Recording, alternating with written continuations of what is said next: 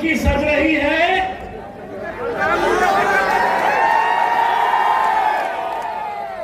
चर्चा बड़े पप्पा अवैसी, मैंने दूसरे दिन बोला देवेंद्र,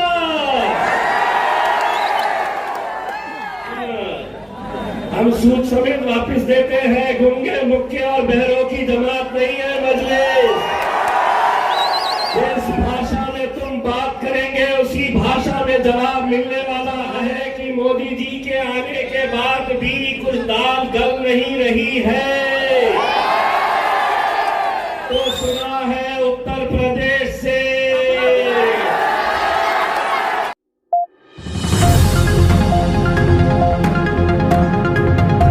पार्लियामेंट के अंदर जाकर बैठने का मुझे मौका मिला।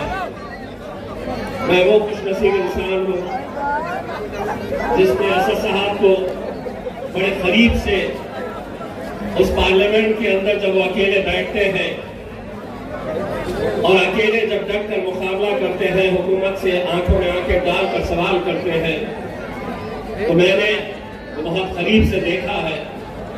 और यकीन मानिए असद साहब को ये हिम्मत कहां से मिलती है जब वो हुकूमत, वजीर आजम अमित शाह की आंखों में आंखें डालकर सवाल करते हैं, तो यह हिम्मत उन्हें नारेगांव के नौजवानों से मिलती है, बुजुर्गों से मिलती है, और बहनों की दुआओं से मिलती है। ये बैठो रे नीचे।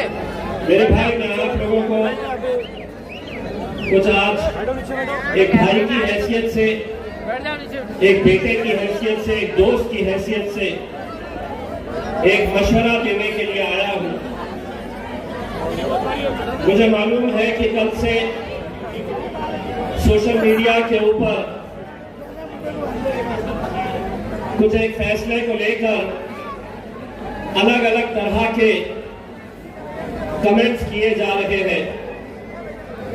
देखिए, अल्हम्दुलिल्लाह ये जमहूरियत है, हर इंसान को अपना इख्तियार है, लेकिन मैं आप लोगों से और खुसूसन नौजवानों से यह अपील करना चाहूंगा कि आप सोशल मीडिया, चाहे वो व्हाट्सएप हो, फेसबुक हो, इंस्टाग्राम हो, एक बात अच्छी तरह से समझ ले कि हम अपने उलमाए किराम का बड़ा एहतराम करते हैं और इंशाअल्लाह आगे भी करते रहेंगे। इसीलिए आप कोई ऐसी गलत बयानी मत करिए सोशल मीडिया के ऊपर कि जिसकी वजह से आज जो भी फैसला लिया गया है, हो सकता है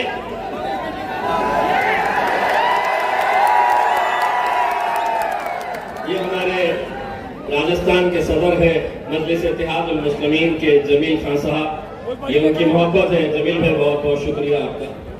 तो मैं जो बात कह रहा था, कल ऐसा ना हो कि आज जो फैसला लिया गया है और कल अगर अल्लाह ने दिलों को फेर दिया और हमारा आमना सामना हो जाए तो किसी को शर्मिंदगी का मौका नहीं मिलना चाहिए।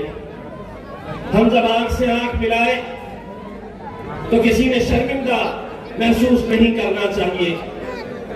बस यही मैं आप लोगों से अदबन गुजारिश कर रहा हूं और एक बात आप लोगों को उतने ही मजबूती के साथ कह रहा हूं कि इंशाअल्लाह 20 तारीख के दिन सिर्फ मजलिस और पतंग के ऊपर ही मोहर लगेगी। इंशाअल्लाह 23 तारीख के दिन औरंगाबाद सेंट्रल और औरंगाबाद ईस्ट, इंशाअल्लाह ये दोनों ही सीटों के ऊपर मजलिस इत्तेहादुल मुस्लिमीन कामयाब होगी, आप लोगों की दुआएं और आप लोगों की मेहनत के नतीजे में।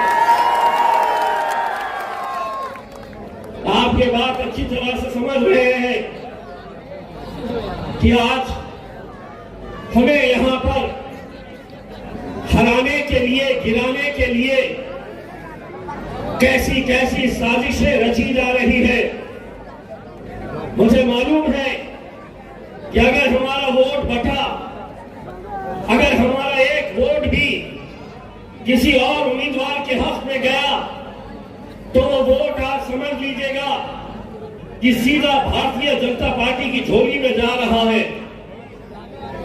वरना क्या वजह है कि पूरे महाराष्ट्र के अंदर मजलिस की इस सीट पे आपका बेटा, आपका भाई, आपका दोस्त इम्तियाज जलील को हराने के लिए 28 उम्मीदवार मुसलमानों के खड़े किए गए, जो पूरे महाराष्ट्र के अंदर सबसे ज्यादा मुस्लिम उम्मीदवार किसने खड़ा किया, किसने इन्हें पैसा दिया, कौन चाहता है कि हमारा वोट बंटना चाहिए, ये साजिशें आप अच्छी तरह समझ सकते हैं।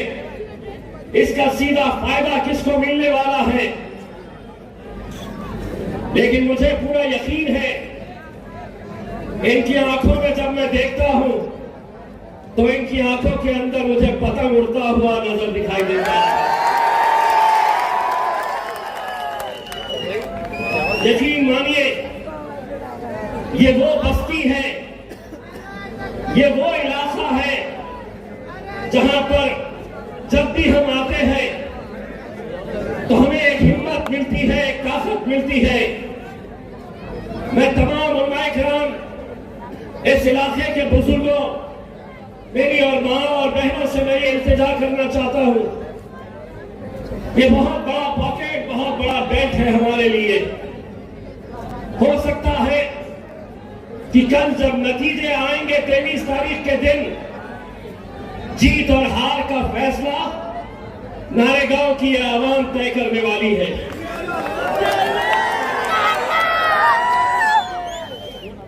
हमें मालूम है कि अगले कुछ दिनों के अंदर कैसी कैसी साजिशें और रची जाने वाली है। मैं खास तौर से यहां के नौजवानों से ये अपील करना चाहता हूं, मैं ये अपील करना चाहता हूं कि अगले कुछ दिनों के अंदर आपको चौकन्ना रहना है। इसलिए चौकन्ना रहना है कि अगर कोई लड़का अगर किसी के घर में जा रहा है ये बोलकर कि मुझे इलेक्शन कार्ड दो, आपका आधार कार्ड दो, ये इलेक्शन कार्ड, आधार कार्ड आपके घरों से कलेक्ट किया जाएगा। इलेक्शन से एक रात पहले आपके उंगली पर स्याही लगाई जाएगी और उसके बदले में आपकी कीमत तय की जाएगी कि एक वोट के बदले में हम 300 रुपये देंगे, 500 रुपये देंगे, 600 रुपये देंगे। ये ऐसे हथकंडे लोकसभा के इलेक्शन के अंदर भारतीय जनता पार्टी ने, शिवसेना ने सरकारी मशीनरी का इस्तेमाल करते हुए ये सब हथकंडे अपनाए थे। हम एक बार गिर चुके हैं, अब अगर खड़े हैं तो अच्छे अच्छों को गिराने के लिए खड़े हुए हैं। एक बात समझ लो, गलती से भी अगर कोई ऐसी गलती करने के लिए नारेगांव के अंदर आएगा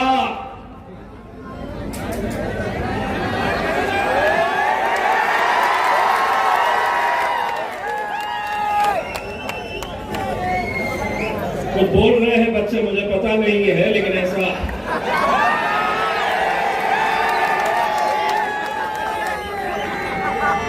अंधी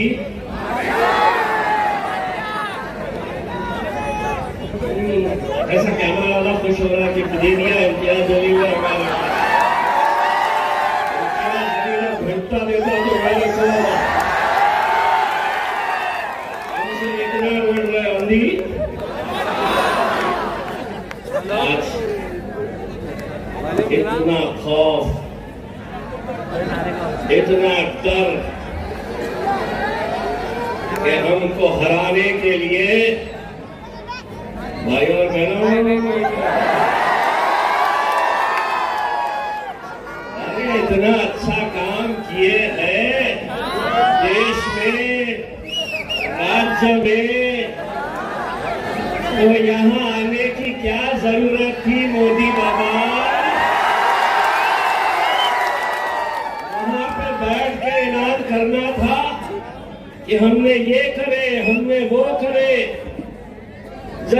नजारे, जिस किसी का स्टेज सज रहा है, जो आ रहा है, महफिल उनकी सज रही है।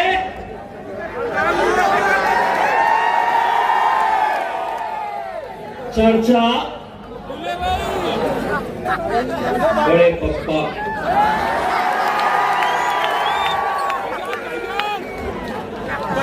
देवेंद्र फडणवीस भारतीय जनता पार्टी के महाराष्ट्र के प्रमुख आए। यहां पे ये नहीं बोले कि नारेगांव में पानी कब तक लाने वाले हैं।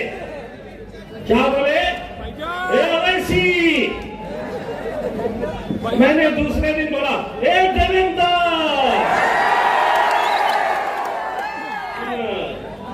हम सूद समेत वापस देते हैं। गूंगे, मुक्के और बहरों की जमात नहीं है मजलिस। जिस भाषा में तुम बात करेंगे उसी भाषा में जवाब मिलने वाला है। 3 दिन बचे हैं। पता चला है कि मोदी जी के आने के बाद भी कुछ दाल गल नहीं रही है। तो सुना है उत्तर प्रदेश से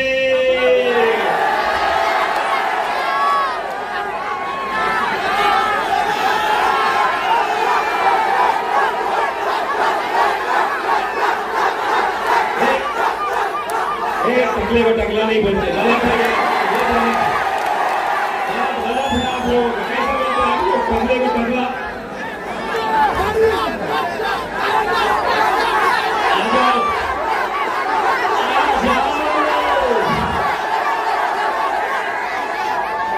मेरे सैया बगैर गाड़ियां लगाए, बगैर 300 और 500 रुपये दिए, सिर्फ इतनी पब्लिक जमा करके बता तो हम मान जाएंगे।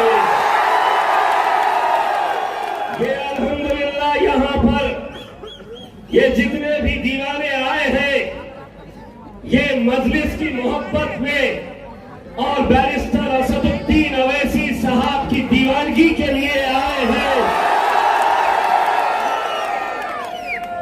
सब परेशान रहते हैं, बोले यार तुम्हारी सभाओं में इतनी पब्लिक आती कहां से है? हम उनको ये बोलने वाले हैं 20 तारीख के दिन देखना कैसा धप्पा धप धप्पा धप्पा।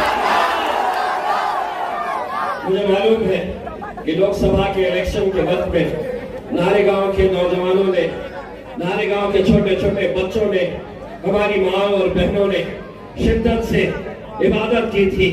ये दुआएं मांग रहे थे कि हमें कामयाबी मिली, लेकिन अल्लाह की कुछ और मसलियात थी। यकीनन वहां पर हम जरा कामयाब हुए। हो सकता है कि अल्लाह ये चाहता होगा कि पार्लियामेंट में इम्तियाज जलील, तुम्हें असद साहब के बाजू बैठने की जरूरत नहीं है। वहां पर 100 सोनार की 1 लोहार की हमारा असदुद्दीन अवैसी अकेला काफी है। हो सकता है अल्लाह ने कुछ हमारे लिए अलग सोच रखा होगा कि इम्तियाज तू जा विधानसभा के अंदर, और जिसने मेरे नबी करीम सल्लल्लाहु अलैहि वसल्लम के खिलाफ गुस्ताखी की थी और जिसकी पीठ थपथपाने के लिए एकनाथ शिंदे आए थे और उन्होंने कहा था उस रामगिरी को कि तुझे केश आला ही हाथ लाऊ देगार नहीं, तेरे बाल को भी हम धक्का नहीं लगने देंगे। एकनाथ शिंदे साहब वो रामगिरी भी खुद तसला है।